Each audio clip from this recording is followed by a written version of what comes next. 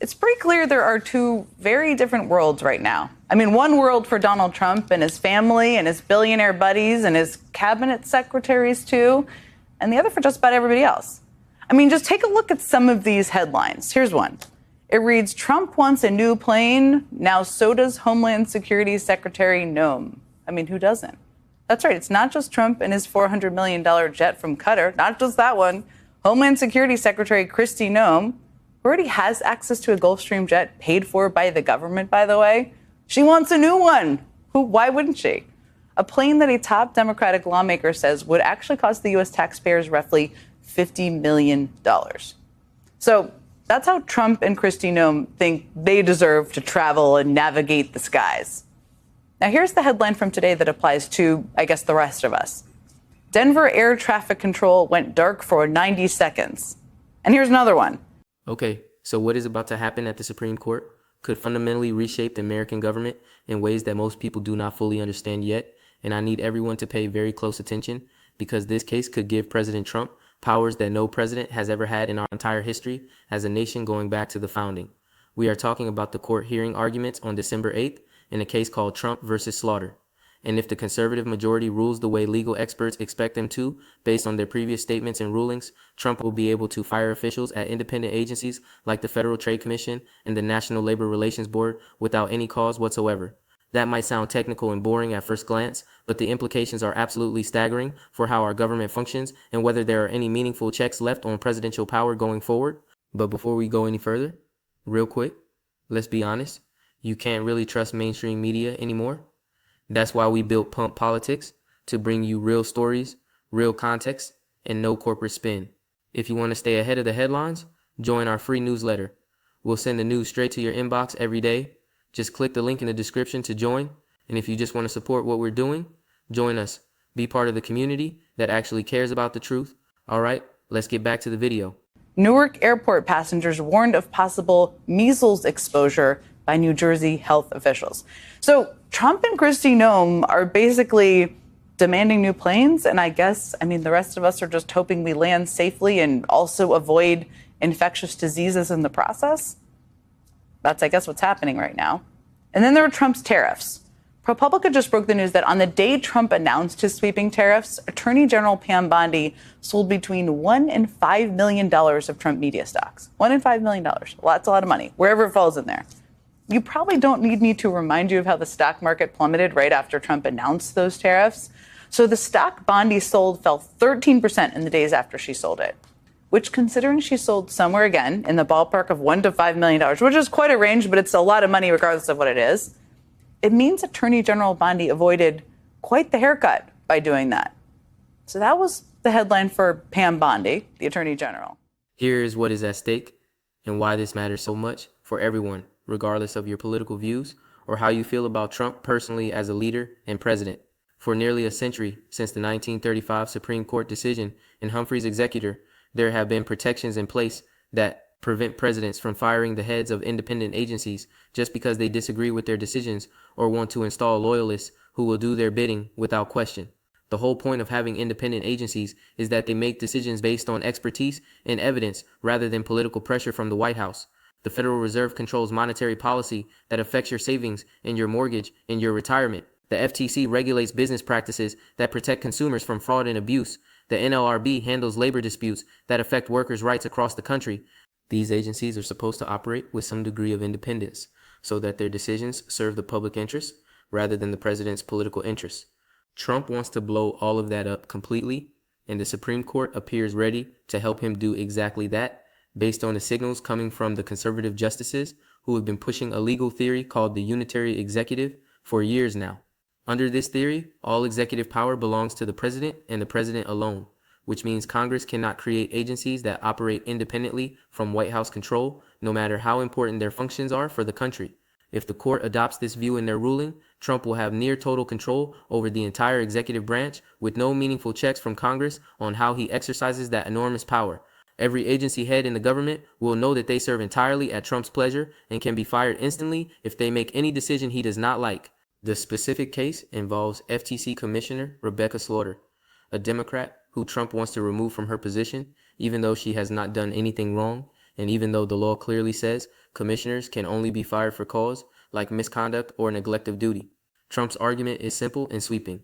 The Constitution gives him the executive power, and therefore he can fire anyone in the executive branch for any reason or no reason at all whenever he feels like it without any justification. His lawyers are asking the court to overturn Humphrey's executor completely and eliminate the for-cause protections that have allowed independent agencies to function without direct presidential control for nearly 90 years now. The timing of this case is not an accident and connects to everything else Trump has been doing to consolidate power since returning to office. It comes as Trump is aggressively pursuing a broader purge of the federal workforce that has already sparked multiple lawsuits and intense controversies over what critics call loyalty tests in government. He has been firing people with DEI-related jobs and pushing out career civil servants who he views as obstacles to his agenda, regardless of their qualifications or performance or years of service. This Supreme Court case would give him the legal authority to go even further, removing anyone at any independent agency who he believes is not fully on board with whatever he wants to do at any given moment. The combination of this ruling with his existing purge could give him unprecedented control over the entire federal government. Legal experts and critics are warning that this ruling could destabilize agencies and enable unchecked executive actions that would have been unthinkable under previous presidents of either party throughout American history. Imagine if Trump could fire members of the Federal Reserve Board because he does not like their interest rate decisions. The economic chaos that could result would be absolutely catastrophic for ordinary Americans trying to plan for their futures. Imagine if he could remove FTC commissioners who are pursuing antitrust cases against companies owned by his allies or donors. Imagine if he could fire NLRB members who rule in favor of workers over management and labor disputes. All of these scenarios become entirely possible if the court rules the way Trump wants them to. The conservative majority on this court has been systematically redefining separation of powers in ways that expand presidential authority at the expense of Congress and the courts themselves over multiple decisions spanning several years. Last year's immunity ruling in Trump versus United States gave presidents broad protection from criminal prosecution for official acts they take while in office. Now, this case threatens to eliminate the ability of Congress to create independent agencies that can resist presidential pressure and serve as a check on executive overreach. The pattern is clear. This court is building a legal framework for a president who is essentially above the law and beyond the reach of other branches of government. And with arguments happening on December 8th, we are about to see whether they follow through on what appears to be their plan. All right, let me take you through exactly what this case is about and why it represents such a fundamental threat to how our government has operated for nearly a century, and why legal scholars across the political spectrum are sounding alarms about what it could mean for American democracy going forward. This is not hyperbole or partisan fear-mongering. This is a serious constitutional moment that will affect how the executive branch functions for decades to come, regardless of who is president. Let me start by explaining what Humphrey's executor established and why it has been so important for maintaining a functional government that serves the public interest rather than just the president's political interests and personal preferences.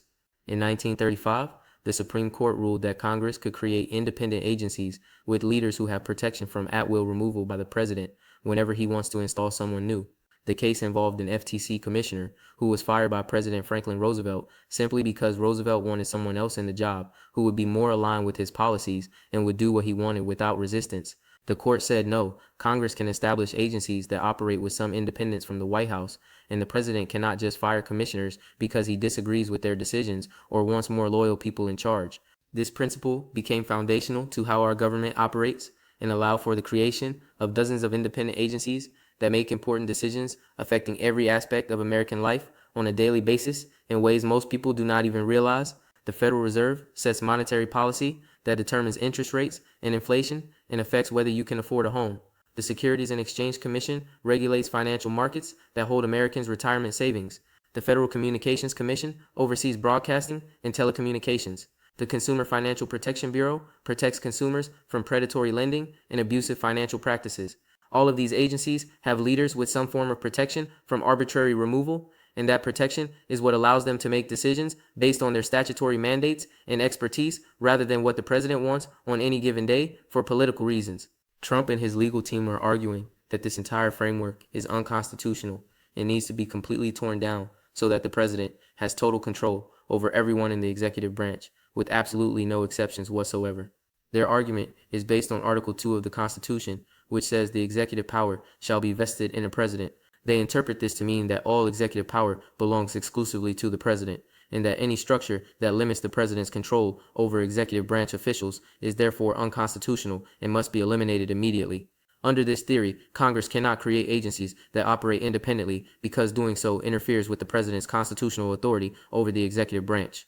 This is the unitary executive theory, and conservative justices on the Supreme Court have been signaling for years that they are sympathetic to it and want to use it to reshape how our entire government works at a fundamental level that would affect every American. The theory essentially says that the president must have complete control over everyone who exercises executive power, and that means the ability to fire anyone at any time for any reason or no reason at all. If you follow this logic to its conclusion, there can be no such thing as an independent agency because independence from presidential control is itself unconstitutional under this interpretation of executive power. The immediate case involves FTC Commissioner Rebecca Slaughter, who Trump wants to fire, even though she has done nothing wrong and is serving a term that has not yet expired according to existing law that has been on the books for decades. Under current law, commissioners at agencies like the FTC can only be removed for cause, meaning there has to be some legitimate reason, like misconduct or neglect of duty, or some other failure to perform their responsibilities. But Trump's position is that he does not need any reason at all. He should be able to fire her simply because she is a Democrat, or because he wants someone more aligned with his agenda, or for absolutely no reason whatsoever. He wants the court to say that all four cause protections are unconstitutional. The signals from the court suggest that Trump is likely to get what he wants, and legal experts are describing this as a shadow docket move that will have enormous consequences for how government functions for years to come. The conservative justices have been chipping away at independent agency protections for years and have made clear in opinions and questions that they view Humphrey's executor as wrongly decided and ready to be overturned after nearly a century. Chief Justice Roberts has been building toward this moment through a series of decisions that have expanded presidential power and limited the ability of other branches to check executive authority in meaningful ways. The connection to last year's immunity ruling is crucial to understand because it shows the pattern of what this court is systematically doing to reshape government power in favor of the executive branch. In Trump versus United States, the court ruled that presidents have broad immunity from criminal prosecution for official acts, essentially saying that presidents cannot be held accountable through the criminal justice system for most of what they do while in office. Now the court appears poised to say that presidents also cannot be checked by independent agencies that might resist their directives or slow down their agenda. Combine these two rulings and you have a president who cannot be prosecuted and cannot be constrained, which starts to look less like a democracy and more like something else entirely. Critics are warning that this ruling could have devastating practical consequences beyond just the constitutional principles at stake for ordinary Americans trying to live their lives. If Trump can fire Federal Reserve Board members at will, he could pressure them to lower interest rates to boost the economy before elections, even if that would cause inflation or other problems that hurt people in the long run. If he can remove FTC commissioners, he could kill antitrust investigations targeting companies that support him politically or punish companies that he views as hostile to his interests. If he can fire NLRB members, he could tilt labor law enforcement in favor of corporations and against workers across the country. The independence of these agencies exists precisely to prevent this kind of political manipulation of important economic decisions. The broader context here is Trump's ongoing purge of the federal workforce, which has already generated multiple lawsuits and accusations that he is imposing unconstitutional loyalty tests on government employees who have served for years. He has been systematically removing people with DEI-related positions and pushing out career civil servants who he views as part of a deep state that is working against him and his agenda. A Supreme Court ruling in his favor would supercharge this purge by giving him legal cover to fire anyone at any agency who he believes is not fully loyal to him personally and his political goals. All right, let me break down the key elements of this Supreme Court case so you understand exactly what is at stake and what is likely to happen when the justices hear arguments on December 8th and issue their ruling in the coming weeks or months that could reshape American government for generations. This is a complicated legal battle, but the stakes are simple. Whether the president will have nearly unlimited power over the executive branch, or whether Congress can maintain some checks on presidential authority. Point number one, the Supreme Court is scheduled to hear arguments on December 8th, 2025 in Trump versus Slaughter, where Trump is seeking the authority to fire FTC Commissioner Rebecca Slaughter and potentially other Democratic officials at independent agencies without any cause or justification required whatsoever. This case directly challenges the protections established in Humphrey's executor nearly 90 years ago that have allowed independent agencies to function without direct presidential control and political interference. If Trump wins this case, every commissioner at every independent agency will know they can be fired at any moment for any reason the president decides. Point number 2. Trump's legal argument is based on the unitary executive theory, which claims that the Constitution's executive power clause gives the president complete and total control over everyone who exercises executive power in the federal government without exception. Under this theory, Congress cannot create agencies that operate independently from the White House because doing so violates the president's constitutional authority over the executive branch. Trump's lawyers are asking the court to adopt this sweeping interpretation and overturn precedents that have allowed independent agencies to exist and function for decades. Point number 3. The conservative majority on the court has been signaling through multiple decisions and opinions that they are sympathetic to the unitary executive theory and likely to rule in Trump's favor when the case is decided in the coming months. Legal experts are describing this as a shadow docket move where the outcome is essentially predetermined based on the ideological composition of the court and the justices' previous statements about executive power. The question is not really whether Trump will win, but how broadly the court will rule and how far they will go in dismantling existing protections. Point number 4. This case echoes the 2024 Trump versus United States immunity ruling, where the court gave presidents broad protection from criminal prosecution for official acts and established that executive power shields presidents from accountability in significant ways. That ruling was extremely controversial, and critics argue it effectively put presidents above the law in dangerous ways that undermine democracy. This new case extends the same logic, saying that executive power also shields presidents from congressional attempts to create independent agencies that can resist presidential directives and pressure. Point number 5. If the court rules for Trump, he could potentially seize control of economic regulators like the Federal Reserve Board, which sets interest rates and monetary policy that affects every single American household in the country. The independence of the Fed is considered essential for preventing presidents from manipulating the economy for political gain, such as lowering interest rates before elections to boost their re-election chances, even if it causes inflation or other long-term damage to the economy. A ruling allowing Trump to fire Fed members at will would create enormous risks for economic stability. Point number 6. The ruling would also affect agencies like the FTC, which handles antitrust enforcement and consumer protection, and the NLRB, which handles labor disputes between workers and management across the country in every industry. Trump could fire commissioners who pursue investigations he does not like or who rule in ways that conflict with his political agenda and the interests of his allies and donors. This would essentially politicize agencies that are supposed to make decisions based on law and evidence rather than presidential preferences and political calculations. Point number 7. This case is connected to Trump's broader purge of federal workers, including those with DEI-related jobs, that has already been challenged in multiple lawsuits, alleging that Trump is imposing unconstitutional loyalty tests on government employees who have served for years. A Supreme Court ruling in Trump's favor would give him legal cover to extend this purge to independent agencies and remove anyone he views as insufficiently loyal to him personally and his vision for the country. The combination of this ruling with his existing purge could give him unprecedented control over the entire federal workforce. Point number 8. Critics warn that this ruling could destabilize agencies and enable unchecked executive actions by removing the institutional checks that have prevented presidents from abusing their power over the executive branch for generations of American history. Independent agencies exist precisely because Congress decided certain functions should be insulated from direct political pressure, and eliminating that insulation could have consequences that extend far beyond any particular policy dispute or presidential administration. Point number 9. The Roberts Court has been systematically redefining separation of powers in ways that expand presidential authority and diminish the role of Congress in creating checks on executive power through a series of interconnected rulings over several years. This is part of a broader pattern that includes the immunity ruling and multiple decisions limiting regulatory agency authority and independence from White House control. The court appears to be building a legal framework for a powerful president who is largely unchecked by other branches of government. Point number 10. The political implications are significant because this ruling comes as Trump is pushing aggressive policies on trade and labor and regulation that have generated substantial opposition from Democrats and some independents across the country. Critics are already warning about authoritarian overreach, and this case provides concrete evidence for those concerns about where the country is heading under Trump. The ruling will likely fuel protests and backlash and could affect 2026 midterm dynamics by making presidential power a central issue that voters consider. So where does this leave us as we wait for the December 8th arguments and the eventual ruling from the Supreme Court on whether Trump can fire independent agency officials at will without any cause or justification required under the law? It leaves us with a court that appears poised to dramatically expand presidential power in ways that would fundamentally change how our government operates.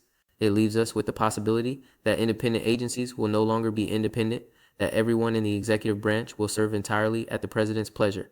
It leaves us with serious questions about whether there will be any meaningful checks left on presidential authority. The fundamental question this case raises is whether we want a president who has complete control over the entire executive branch with no ability for Congress to create agencies that can resist political pressure from the White House and serve the public interest independently. The framers of the Constitution were deeply concerned about concentrated power and created a system of checks and balances to prevent any one person from accumulating too much authority over the government. This court seems prepared to dismantle those checks in the name of executive power, and the consequences could be felt for generations to come, regardless of who is president. This is exactly the kind of constitutional moment that determines the future direction of American government and whether the presidency becomes something closer to an elected monarchy with few constraints on its authority and power. I will be following every development as arguments happen on December 8th and as the court moves toward a decision that could reshape the balance of power in our entire system. Make sure you are subscribed because this story is going to keep developing in major ways that affect everyone. I will see you in the next one.